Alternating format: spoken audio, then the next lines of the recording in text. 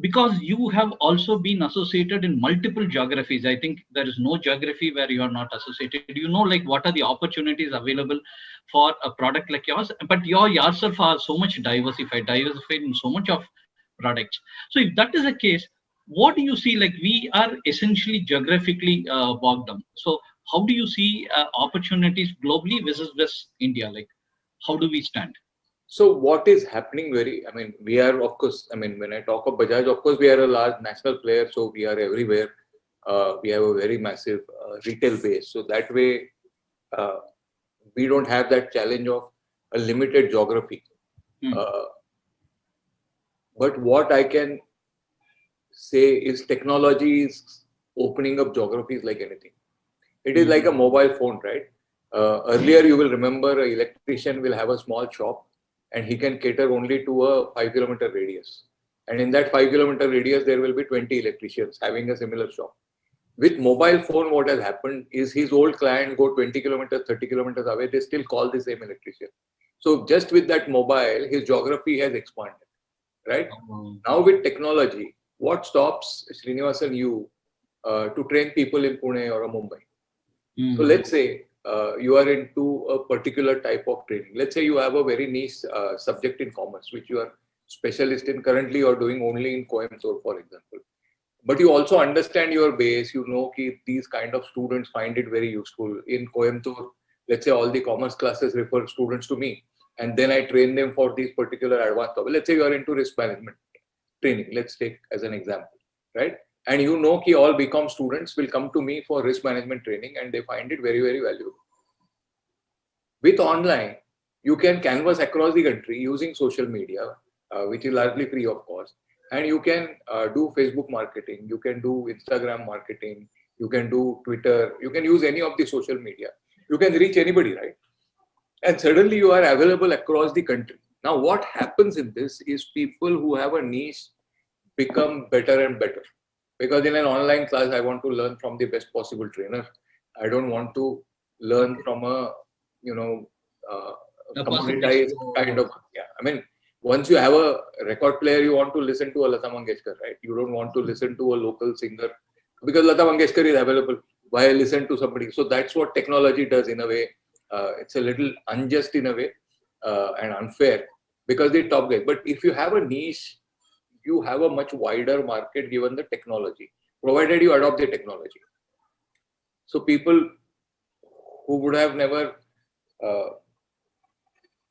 see what's happening with digital payments, for example. People you cannot imagine will ever do digital payment, are into digital payment, right? Your subji, your vegetable vendors, your floor mill guy, everybody is on digital. Now that over a period of time will create a credit history for them. It will create a banking record for them. It is going to do wonders for them. I was talking to a rickshaw driver. This was just before the lockdown. And he was from a very small town near Pandharpur in Maharashtra. And he was telling me he has just visited his village. And I was asking him, how did it feel? He said, I went after 25 years, I went to my hometown. And he was telling me stories. I have a 45-minute commute, so I had a lot of time. So that fellow was in a chatting mood. He told me he went after 25 years. What has happened, he says, is there is electricity in my village. And now there is a Pakka road which passes through his, so a highway passes through his village. His is a very small 500 population kind of a village. But he says because there is electricity and because there is a highway, he says there are ice cream shops. See, we don't imagine what electricity can do. But he says there is distillery water ka business. There is this chips ka business. There is this ice cream ka business. He said everything I can get in Pune, I could get in my village. So he said I had prepared my children. You will not get this XYZ ice cream. Don't ask me this. You may get a ice gola जो हमारे इधर बर्फ पे syrup डाल के देते वो मिलेगा. So he said कि I prepared my kids कि you will get only this. You will not get what this. He says everything was available in my city. And this is what the technology is doing today. Everything is accessible. No? Sitting anywhere, you can work anywhere. A lot of people I know are working from Bangalore, office in Pune, working from Goa, offices in Pune, gone back to hometown, operating call centers. Because the call center now, the dialers have gone to their homes. Many of the TCS call center guys are operating from their small villages. Now a business is opening up in those places. Now they need somebody to cater to their higher needs, which a city was catering to. So I'll take your example. You were restricted to Coimbatore. I think you can very surely open it up in 10 more districts around you, because the people have gone back to those districts. Now, whoever came to Coimbatore for work, they have gone back. You can always cater to them. So just giving an example, that technology, we have to really ride on technology, because that's opening a lot of opportunities. We have to be open. I mean, it's an entrepreneurship call.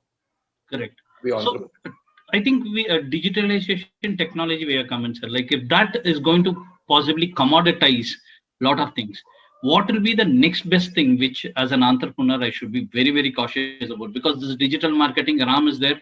He will do it for me. He will do it for another training company. He will do it for Santosh, everyone. So everyone previously, which was say confined to certain people, Ram as a digital marketing company is available across. So if this is across to Nawaz, me, Santosh, all of us, what is the next best thing which I should build my competence on, sir, in addition to the technology? Yeah, so there are two things, Srinivasan, which work always. One is a combination of value if you can offer. So if you can give 2 or 3 combination of 2-3 products as a bundle, that gives you a uniqueness in a commoditized product. So that is one. How do you combine related activities together and create a new unique thing? See, end of the day, like I had showed in that MBA college also, right? It's a question of being unique and valuable. How do you become unique and how do you become valuable? If you are valuable but not unique, you are a commodity. If you are unique but not valuable, not much you will get from the business anyway, because you are not valuable. You are not going to get anything. People will laugh at you if you are just unique, right? But no value. So you have to be in that unique plus valuable kind of a quadrant, and you have, each business has built that around them. Any successful business would have already built. They will have their customer base as a competitive advantage. It may be a particular segment of customer, it may be a particular set of products, it may be a particular set of geography. So these competitive advantages are still there. That framework is not going anywhere with the business. Another thing which can really help is customer centricity. So we went to that restaurant in Coimbatore, right? Annapurna. What was it? Annapurna, sir. Akshayam, where you like that ghee dosa. Exactly. See, that business, there can be nothing more commoditized than business, right? Correct. Coffee, dosa, idli. I mean, come on, in Coimbatore, not even in North India, somewhere in Himachal Pradesh, right in the middle of Coimbatore. How does he build a commoditized business into such a successful venture where Srinivasan says, Ajay, aapko dosa khana hai to wahi jana hai, right? Because he is very, very customer focused. He has taken care of his customers. He has managed his operation phenomenally well, because otherwise you cannot deliver the same test over 20 years, 30 years, 40 years. And he has taken very good care of his employees. He probably has, like in Pune, we have a restaurant called Vaishali. I'm sure it's the same story, where my grandfather used to take me there. Now my daughter goes there. It is that 4 generations are going to the same restaurant.